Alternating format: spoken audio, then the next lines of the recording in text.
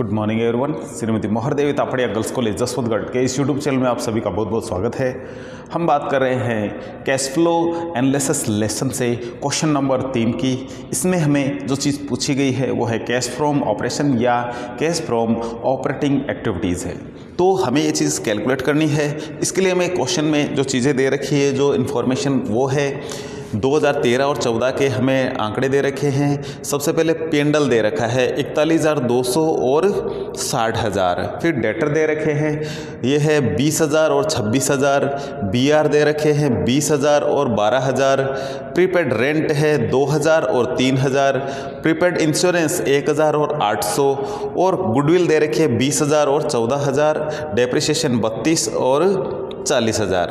Creditor दे रखे 20,000 और 30,000। तो इस इंफॉर्मेशन की सहायता से हमें कैलकुलेट करना है फंड फ्रॉम ऑपरेटिंग एक्टिविटीज़। तो सबसे पहले हम प्रारूप बना लेते हैं इसका।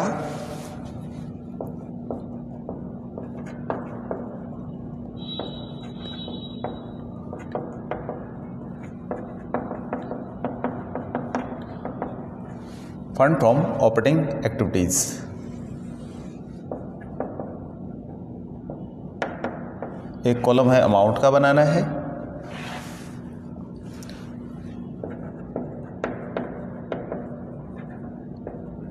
पर्टिकुलर्स का इस तरीके से। सबसे पहले लेते हैं हम नेट प्रॉफिट।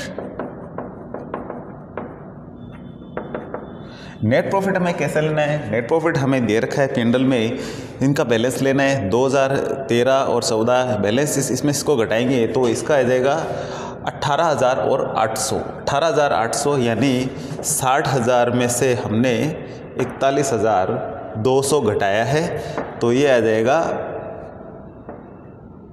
18,800।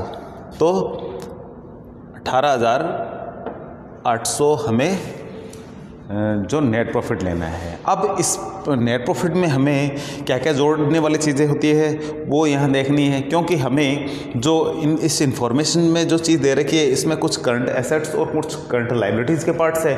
तो कुछ फंड फ्रॉम ऑपरेशन जब हम निकालते हैं तो उसमें भी कुछ चीज़ें जोड़ी जाती है, वो भी चीज़ें यहाँ दे रखी है। तो जैसे कि आप देख रहे हैं यहाँ गुडविल और डेप्रिसिएशन दो ऐसे मदे हैं जिनको हम फंड फ्रॉम ऑपरेशन निकालते हैं, तब उसमें हमें नेट प्रॉफिट में इनको जोड़ते हैं, तो वहाँ ये चीज़ें काम आती है। तो सबसे पहले हम फंड फ्रॉम ऑपरेशन ही निकालते हैं। तो यहाँ करेंगे ऐड। सबसे पहले ऊपर दे रखा है गुडविल। गुडविल में इसका जो राइट ऑफ में इसका डिफरेंस लेते हैं 6,000 का, और डेप्रिसिएशन इस साल का है जो 32 था 40 हो गए, इसका मतलब 8,000 इस साल डेप्रिसिएशन है।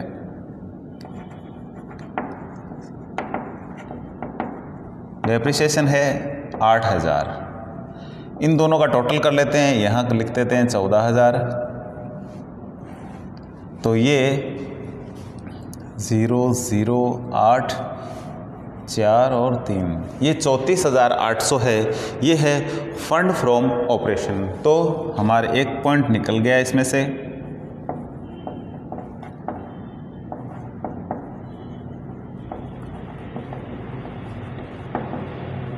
Fund from operations. Fund from operation में हमें WC यानी वर्किंग कैपिटल का एडजस्टमेंट करना होता है। उसके बाद में जो हमारी जो कैश फ्रॉम ऑपरेटिंग एक्टिविटीज़ है वो निकलती है। तो इसके लिए सबसे पहले हमें ऐड लेस करना होता है। तो इसमें ऐड करने वाली चीज़ें कौन सी होती है, लेस करने वाली चीज़ें कौन सी होती है, तो हमें इसमें थोड़ा ध्यान रखना होता है। तो ऐड करते हैं डिक्रीज इन CA और इंक्रीज इन CL, और लेस करते हैं increase in CA decrease in CL। तो ऐड और लेस लिख लेते हैं पहले। अब डिक्रीज यानी कमी, इंक्रीज यानी वृद्धि। ठीक है, CA में यदि डिक्रीज होती है तो उसको हम यहाँ ऐड करेंगे, प्लस में लिखेंगे, और CA में यदि कमी होती है तो उसको हम क्या लिखेंगे, माइनस वाले में, लेस वाली जगह लिखेंगे। तो सबसे पहले हम CA के ही चीज़ें देख लेते हैं। सबसे पहले डेटर दे रखा है, ये इंक्रीज हो रहे हैं, तो हम जानते हैं इंक्रीज होता तो इसे घटाने वाले साइड में लिखना है। यहाँ लिखेंगे इंक्रीज इन ये है डेटर्स। तो डेटर्स में इंक्रीज कितना हो रहा है हम ये देखेंगे, ये हो रहा है 6000 का। मैं यहाँ लिखता हूँ 6000, ठीक है। इनका टोटल करके फिर बाद में लिखेंगे आगे। उसके बाद में आता है BR देख रहे हैं 20000 था, 12000 डिक्रीज हो गया है। BR भी CA का ही पार्ट है, करंट एसेट्स का, तो डिक्रीज होता है, इसके लिए जोड़ने वाली ऐड वाली साइड में लिखेंगे। यहाँ लिखेंगे decrease in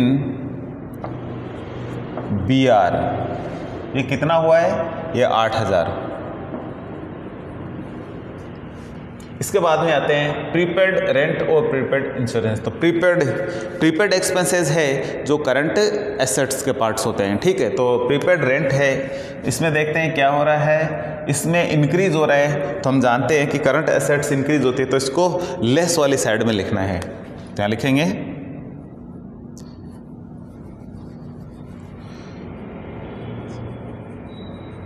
increase in prepaid rent कितना हो रहा है, 1000।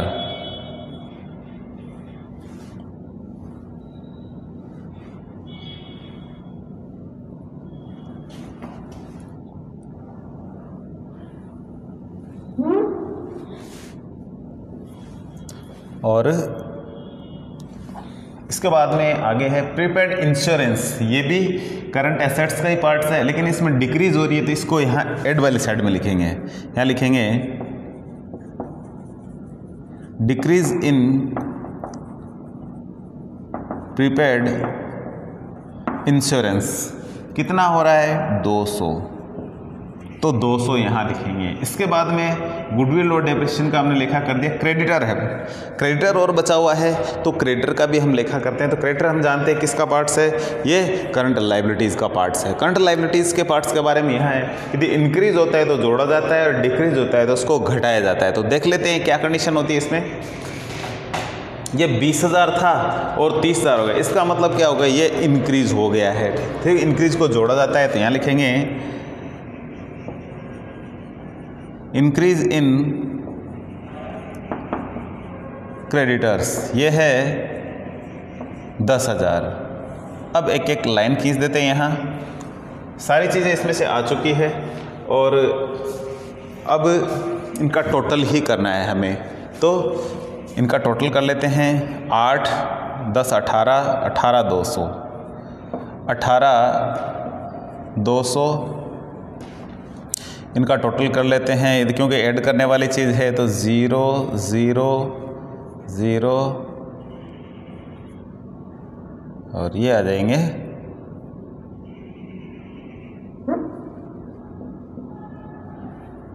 53,000 है जो इसका अमाउंट आ रहा है, इसको जोड़ने के बाद में। अब हम जो घटाने वाली जो मदें हैं उनको देख लेते हैं। ये 6 और एक 7,000 है, तो यहाँ इनका टोटल लिख देते हैं। तो 53 में से 7 घटा देते हैं तो बचेंगे यहाँ 46,000। तो इस तरीके से ये कैश फ्रॉम ऑपरेटिंग एक्टिविटीज़ है।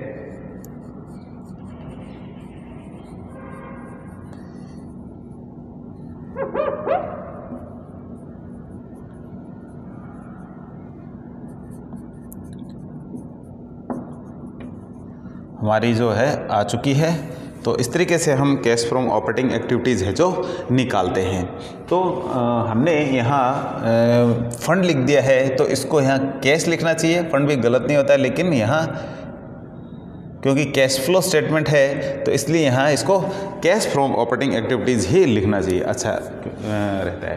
तो इसमें बेसिक चीज़ें आपको समझ में आई होगी, क्योंकि इसमें जो बेसिक चीज़ें क्या थी कि जब भी आप कैश फ्रॉम ऑपरेटिंग एक्टिविटीज़ निकालते हो तो इसमें हमें 2 प्रकार के आंकड़े देखने होते हैं। पहला फंड फ्रॉम ऑपरेशन कैसे निकाले, दूसरा वर्किंग कैपिटल वाले जो आंकड़े उनका एडजस्टमेंट कैसे करें। तो फंड फ्रॉम ऑपरेशन निकालने के लिए आप यहाँ सबसे पहले नेट प्रॉफिट लेते हो। इसका एक दूसरा तरीका और भी है कि आप फंड फ्रॉम ऑपरेशन निकालने के लिए यहाँ सबसे पहले ये ले सकते हो बैलेंस, जो ओपनिंग बैलेंस है, सॉरी ये क्लोजिंग बैलेंस है 60,000 है जो, ठीक है। और ये जो लास्ट ईयर का जो है इसको आप यहाँ घटा भी सकते हो, लेकिन आप सीधा ही यहाँ इसको लिखना चाहो तो सीधा भी लिख सकते हो, सीधा नेट प्रॉफिट ले सकते हो। ये आंकड़ा हमने ये 18,800 कैसे निकाला यहाँ आपने देखा, तो यहाँ इसको लिख देते थे और ज़्यादा बेटर रहेगा कि 60,000 में से माइनस किया है हमने 41,200 को। तो इस तरीके से इसको ब्रैकेट में लिख देना चाहिए ताकि ये पता रहे कि सामने इस तरीके से हमने लिखा है। तो ये सबसे पहले हम इसी का लेखा करते हैं। तो यदि ये आंकड़े नहीं हो तो आपके पास नेट प्रॉफिट का जो भी आंकड़ा होता है वो सीधा लिख देते हैं, उसमें ऐड और लेस करने वाली दी चीज़ें है तो ऐड लेस कर देते हैं, अदरवाइज उसको हम वहीं ऐसे छोड़ देते हैं और एक ही आंकड़ा है जो ले लेते हैं। उसके बाद में वर्किंग कैपिटल के आंकड़े होते हैं, ठीक है, करंट एसेट्स और करंट लाइबिलिटीज़ के, उनका हम जानते हैं कि किस तरीके से करना है। यहाँ इसके एक चीज़ आपको याद रखनी होती है, एक चीज़ यदि आप याद रखोगे अच्छे से तो दूसरी अपने आप ही याद हो जाती है। कौन सी? इसमें ऐड क्या करते हैं, इसको याद कर लें। इसको है डिक्रीज इन सीए। ऐड में यानी सीए में किसी प्रकार की यदि कोई कमी होती है तो उसको ऐड किया जाएगा। और दूसरा होता है इंक्रीज इन सीएल, यदि करंट लाइबिलिटीज में इंक्रीज होता है तो उसको जोड़ा जाता है। दो उनके जो अपोजिट हो जाते हैं, विपरीत जो चीज़ें आ जाती है उनको हम लेस कर देते हैं। तो इस तरीके से एक चीज़ को यदि आप अच्छे से याद कर लेते हो, डिक्रीज इन सीए और इंक्रीज इन सीएल, तो इसका अपोजिट क्या होता है? इंक्रीज इन सीए और डिक्रीज इन सीएल वो घटा देते हैं, तो अपने आप याद होता है। तो इस तरीके से हम ये जो कैश फ्रॉम ऑपरेटिंग एक्टिविटीज़ है वो आसानी से निकाल सकते हैं। तो इस तरीके से इन छोटी छोटी चीज़ों का आप ध्यान रखेंगे तो इसमें कहीं कोई दिक्कत नहीं आने वाली है। मेन टॉपिक जो हमारा है इसका यही होता है, हम फंड जो कैश फ्लो स्टेटमेंट बनाते हैं उसका मेन टॉपिक यही होता है कैश फ्रॉम ऑपरेटिंग एक्टिविटीज़। सबसे लंबा प्रारूप इसी का ही होता है। कैश फ्रॉम फाइनेंसिंग और कैश फ्रॉम इन्वेस्टिंग एक्टिविटीज़ में इतना लंबा प्रारूप नहीं होता है। हाँ, वर्किंग नोट के रूप में आपको अलग से जो खाते बनाने हो सकते हैं, लेकिन सबसे जो लंबा प्रारूप होता है उसका इसमें यही चीज़ें आती है, क्योंकि इसमें फंड फ्लो ऑपरेशन का लेखा भी होता है, तो इसलिए ये थोड़ा लंबा होता है। तो इसको थोड़ा ध्यान से निकालेंगे तो आगे हमें क्वेश्चन में निकालने में कहीं कोई दिक्कत नहीं होती है और ईजी ज़्यादा हो जाता है हमारा क्वेश्चन। इसको अच्छे से तैयार कर लेता हूँ। तो आज के वीडियो में इतना ही। यदि वीडियो में कोई चीज़ समझ में नहीं आई तो आप कॉल करके पूछ सकते हैं। तो अपने वीडियो को लाइक कीजिए, वीडियो को शेयर कीजिए, यदि चैनल को सब्सक्राइब नहीं किया है तो ज़रूर कीजिए।